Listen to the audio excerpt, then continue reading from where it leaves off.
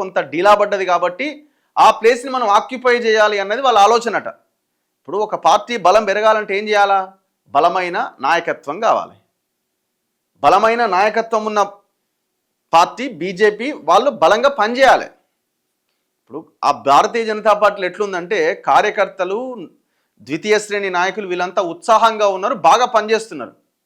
మా లీడర్లు కొంత మారితే బాగుండు, మా లీడర్లు కొంత మారితే బాగుండని వాళ్ళు పాపం ఎన్నో సంవత్సరాల నుంచి అనుకుంటున్నారు. కానీ ఈ లీడర్లకు పైన ఉన్న లీడర్లకు ఏంది ఒకరినొకరు తన్నుకోవడం, మాకెందుకే గీడ పవరు, మనం కేంద్రంలో అధికారంలో ఉంటే చాలు, ఇక్కడ ఎవడు గవర్నమెంట్లో ఉంటే వాళ్ళతో మేము లాలూచి పడతాం, ఎట్లాగా మాకెందుకు, మాకు కావాల్సింది మాకు వస్తుంది కదా అన్నది ఇక్కడ ఉన్న కొంతమంది లీడర్ల ఆలోచన. ఇక ఈ అంశాన్ని ఇంతవరకు బీజేపీ హైకమాండ్ కూడా, మోదీ అమిత్ షా కూడా దీన్ని సెటరైట్ చేసే ప్రయత్నం కూడా ఎక్కడా చేయలే. మరి ఇప్పుడు ఏదో తెలంగాణ మీద ఫోకస్ చేస్తున్నారని అంటున్నారు, కానీ ఏమో మరి ఎన్నో అవకాశాలు వచ్చినాయి, ఒకటా రెండా, ఎన్నో అవకాశాలు వస్తే అవకాశాలను వీరు వినియోగించుకోలే.